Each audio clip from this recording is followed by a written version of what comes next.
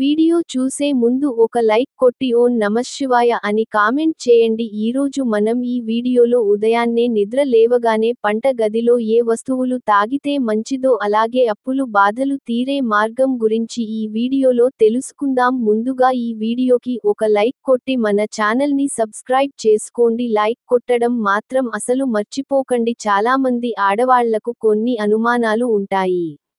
ఉదయం నిద్ర లేచిన వెంటనే స్నానం చేసి వంటింట్లోకి వెళ్లి వంట చేయాలా లేక స్నానం చేయకుండా కూడా వెళ్లి వంట చేయవచ్చా అని చాలా అనుమానాలు ఉంటాయి.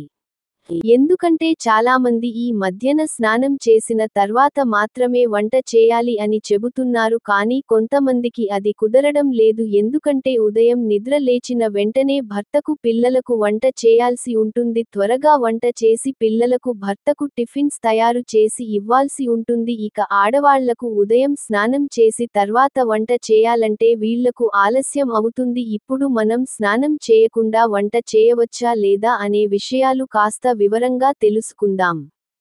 అలాగే కొంతమంది ఆడవాళ్లకు మాకు పూజగది లేదు, వంటింట్లోనే మేము దేవుడు ఫోటోలు విగ్రహాలు పెట్టి పూజ చేసుకుంటున్నాము, అసలు వంటింట్లో పూజ గది ఉండవచ్చా అనే సందేహాలు ఉన్నాయి. ఇంకా ఈ మధ్యన మేము చాలా ఎక్కువ ఆర్థిక సమస్యలతో ఇబ్బంది పడుతున్నాము, అసలు ఇల్లు గడవడమే కష్టం అవుతుంది, ఒక్కోసారి అసలు ఎందుకు మాకు ఈ బ్రతుకు అనిపిస్తూ ఉంటుంది, అప్పులు ఎక్కువైపోయాయి, ఇంట్లో డబ్బులు అసలు నిలవడం లేదు, మేము ఏం చేయాలి అని చింతిస్తూ ఉంటారు. ఇంకా చాలా ప్రశ్నలకు సమాధానాలు ఇప్పుడు మనం ఈ వీడియోలో తెలుసుకుందాం. ఆడవాళ్లు ఉదయం నిద్ర లేచిన వెంటనే మొదటగా చేయవలసిన పని ఏమిటంటే ముందుగా తమరి చేతులను చూసుకొని తర్వాత మీ మాంగళ్యాన్ని తీసుకొని రెండు కళ్లకు తాకించి నమస్కరించినట్లయితే విశేషమైనటువంటి ఫలితాలు కలుగుతాయి. అంతేకాదు మాంగళ్యంలో సర్వమంగళ దేవి ఉంటుంది కాబట్టి అమ్మవారికి కూడా నమస్కరించిన ఫలితం దక్కుతుంది. ఆ తర్వాత భూదేవికి నమస్కారం చేసుకోవాలి. ఆడవాళ్లు వంటింట్లోకి వెళ్లేటప్పుడు తప్పకుండా దంతావనం అంటే పళ్ళు తోముకుని చక్కగా స్నానం చేసి వెళ్లి అగ్నిహోత్రం వెలిగించాలి, అంటే గ్యాస్ పోయి వెలిగించాలి. అలా మనకు పూర్వకాల పెద్దలు చెప్పి ఉన్నారు. కానీ ఈ కాలంలో చాలామంది జీవితాలు చాలా హడావిడిగా సాగుతున్నాయి. ఎందుకంటే ఇప్పుడున్న ఆధునిక కాలంలో ఉదయం 7 గంటలకి పిల్లలకు స్కూల్ వ్యాన్ వచ్చేస్తుంది, భర్త కూడా ఉదయాన్నే ఆఫీసుకు వెళ్లిపోవాలి. స్త్రీలు స్నానం చేసి దేవుడు ముందు దీపం వెలిగించి దేవుడికి నమస్కారం చేసుకొని ఆ తర్వాత వంట చేయాలంటే ఎక్కువ సమయం పడుతుంది, ఎంత తొందరగా నిద్రలేచినా కూడా ఆలస్యమైపోతుంది. కాబట్టి కొంతమంది స్త్రీలు ఉదయం నిద్ర లేచిన వెంటనే వంటింట్లోకి వెళ్లి వంట చేస్తుంటారు, ఆ తర్వాత స్నానం చేసి పూజ చేసుకోవచ్చులే అని అనుకుంటారు. దయచేసి అలా చేయకండి. ఉదయం స్నానం చేయడం ఎవరికైతే కుదరతో వాళ్ళు తప్పకుండా దంతావనం చేసుకోండి, అంటే పళ్ళు తోముకోండి. పాచి నోటితో వెళ్లి మనం పోయి వెలిగించకూడదు. ఈ విషయాన్ని బాగా గుర్తు పెట్టుకోండి. ఉదయం నిద్ర లేచిన వెంటనే బాత్రూంకు వెళ్లి కాల కృత్యాలు తీర్చుకొని చక్కగా పళ్ళు తోముకోండి. ఆ తర్వాత మీకు స్నానం చేయడం కుదరలేదనుకోండి, కాళ్ళు చేతులు ముఖం కడుక్కొని కాస్త నీళ్లు తల మీద చల్లుకోండి. అలా చల్లుకునేటప్పుడు పుండరీకాక్షాయ నమః అనే మంత్రాన్ని 3 సార్లు చెప్పుకోండి. ఈ నామాన్ని గనక చెప్పుకున్నట్లయితే స్నానం చేసినంత ఫలితం వస్తుంది. కాబట్టి పుండరీకాక్ష నామాన్ని చెప్పుకొని ఆ తర్వాత వంటింట్లోకి వెళ్లిపోయి వెలిగించి అగ్ని దేవుడికి నమస్కారం చేసుకొని ఆ తర్వాత వంట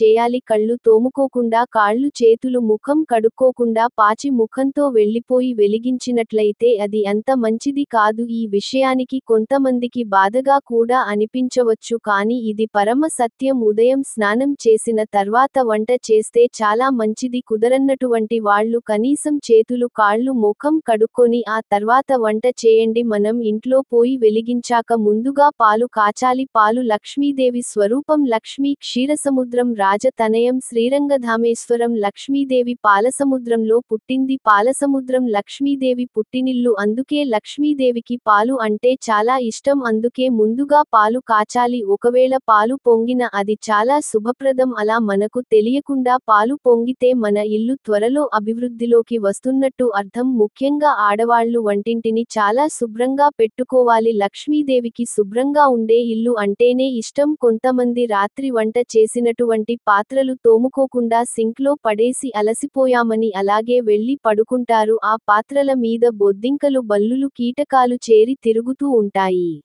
అవి వచ్చి మన పిల్లల్ని కుడుతూ ఉంటాయి. ఆ దోమలు డెంగ్యూ మలేరియా వంటి వ్యాధులు వస్తాయి. ఎప్పటి పాత్రలు అప్పుడే చక్కగా కడుక్కోవాలి. సాధ్యమైతే ఎవరు తిన్న పాత్రలు వాళ్లే కడుక్కునే అలవాటు చేసుకోండి. అదేవిధంగా మసిగుడ్డ, చాలామంది చినిగిపోయినటువంటి అండర్వేర్లు, బనీన్లు, మసి గుడ్డలు వాడుతూ ఉంటారు. దయచేసి అలాంటి పనులు మాత్రం చేయకండి. ఒక 100 రూపాయలు పెడితే 10 నాప్కిన్లు దొరుకుతాయి. వాటిని ఉపయోగించండి. నల్లగా అయిన తర్వాత వాటిని మీరు వాడుకోవచ్చు. అంతేగాని అండర్వేర్లు, బనీన్లు వాడకండి. అలా పాతవి వాడితే దరిద్ర దేవత ఇంట్లోకి ప్రవేశిస్తుంది. ఇక వంట చేసేటప్పుడు స్త్రీలు విష్ణు సహస్రనామాన్ని పెట్టుకొని చక్కగా వింటూ వంట చేయండి. మనసు ప్రశాంతంగా ఉంటుంది. దాంతో లక్ష్మీదేవి అనుగ్రహం కూడా కలుగుతుంది. ఆడవాళ్లు ఉదయం పాలు కాచిన తర్వాత మొట్టమొదటిగా తాకవలసినటువంటి వస్తువు ఏదంటే పసుపు. ఒక చిన్న డబ్బాలో పసుపు ఉంచుకోండి. పసుపు దారిద్రాన్ని తొలగిస్తుంది అని మన పెద్దలు కూడా చెప్తారు. అందుకే గడపకు కూడా పసుపు రాసి బొట్టు పెడతారు. పసుపు యాంటీబయోటిక్, మన ఇంట్లోకి క్రిమి కీటకాలు రాకుండా నివారిస్తుంది. అంతేకాకుండా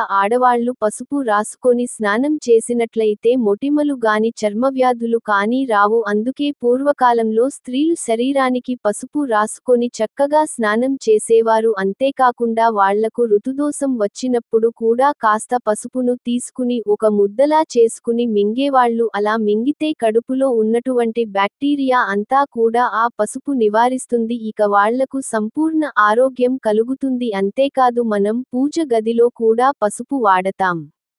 ఇక లక్ష్మీదేవి అనుగ్రహం కలగాలంటే స్త్రీలు పురుషులు ఎవరైనా సరే కనకధార స్తోత్రాన్ని తప్పకుండా 40 రోజులు చదవండి. సాయంత్రం వేళలో కాస్త కష్టమైన సరే కొన్ని రోజులు మీరు అలవాటు చేసుకున్నట్లయితే చదవవచ్చు. కనకధార స్తోత్రాన్ని చదవడానికి ఒక 10 నిమిషాలు పడుతుంది. ప్రతిరోజు సాయంత్రం ఇల్లు వాకిలి శుభ్రం చేసుకొని ఇంటి ముందర చిన్న ముగ్గు వేసుకుని దేవుడి ఇంట్లో దీపాలు వెలిగించి చక్కగా 6 గంటల నుండి 7 గంటల లోపు కనకధార స్తోత్రాన్ని చదివి లక్ష్మీదేవికి పటిక బెల్లం సమర్పించి మల్లెపూలతో పూజించండి. తద్వారా ధూపం వేయండి. ఇక కనకధార స్తోత్రం చదువుకొని అమ్మవారికి నమస్కారం చేసుకొని ఈ సమస్య చెప్పుకోండి. మీకు తప్పకుండా ఆ తల్లి అనుగ్రహం కలుగుతుంది. సాక్షాత్తు శంకరాచార్యులు కనకధార స్తోత్రంలో ఫలశ్రుతిలో చెప్పి ఉన్నారు. ఆడవాళ్లకు వీలు కాని ఆ 5 రోజుల్లో 6వ రోజు నుండి కూడా మొదలు పెట్టుకోవచ్చు. వంటగదిలో పూజగది ఉంటే మాంసాహారం వండటం అంత మంచిది కాదు. మీకు వీలైతే మాంసాహారాన్ని బయట వేరే ఎక్కడైనా ఒక రూమ్ ఉంటే అక్కడ పోయి పెట్టుకొని అక్కడ మాంసాహారం చేసి మీ భర్తకు, మీ పిల్లలకు వడ్డించండి. మీరు కూడా తినండి. ఆ తర్వాత స్నానం చేసి వంటింట్లోకి వెళ్లి చక్కగా మీరు వంట చేసుకోవచ్చు. మరుసటి రోజు నుండి మీరు ఆ వంటింట్లో పూజ చేసుకోవచ్చు. అలా వేరే రూమ్ లేని వాళ్లు ఆ దేవుడి అల్మారా ఏదైనా ఉంటే దానికి వాకిలి వేసేసేయండి. దాన్ని మీరు మళ్లీ తాకకండి. మాంసాహారం చేసి చక్కగా మీరు తిన్న తర్వాత అంతా శుద్ధి చేసుకుని గోమూత్రం కాస్త తీసుకొని ఆ వంటింట్లో అంతా ప్రోక్షణ చేసి ఆ మరుసటి రోజు మళ్లీ మీరు అలమర తలుపు తీసి భగవంతుని పూజ చేసుకోండి. అలమరాకు తలుపులేని వారు ఒక కర్టెన్ గుడ్డను కట్టుకోండి.